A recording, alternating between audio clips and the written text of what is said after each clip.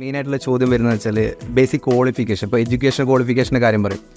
Civil engineering കഴിഞ്ഞെന്നുള്ള രീതിയിലാണ് നമ്മളിപ്പം മൊത്തത്തിലൊരു വരുന്നത്. അപ്പം ഇപ്പോൾ ഡിപ്ലോമ കഴിഞ്ഞാണോ അല്ലെങ്കിൽ ബിടെക് കഴിഞ്ഞവർക്ക് മാത്രമാണോ, അങ്ങനെ ഒരു സ്പെസിഫിക് ആയിട്ട് അങ്ങനെ ക്വാളിഫിക്കേഷൻ്റെ കാര്യം പറയുന്നത്?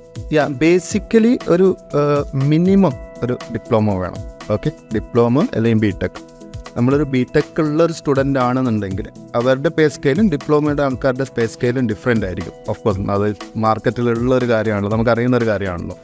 ഓക്കെ, ബട്ട് ഡിപ്ലോമ ഉള്ളവർക്കാണെങ്കിലും നന്നായിട്ട് പെർഫോം ചെയ്യാൻ നല്ലതായിട്ട് അറിയുന്ന ആൾക്കാരാണെങ്കിലും അവർക്ക് നല്ലൊരു റോൾ എത്തും. ഇവൻ എൻ്റെ ഒരുപാട് ഫ്രണ്ട്സ് ഇതേപോലെ തന്നെ ഡിപ്ലോമ കഴിഞ്ഞു, എന്നിട്ട് കയറുമ്പോൾ അവരുടെ സാലറി കുറവായിരുന്നു.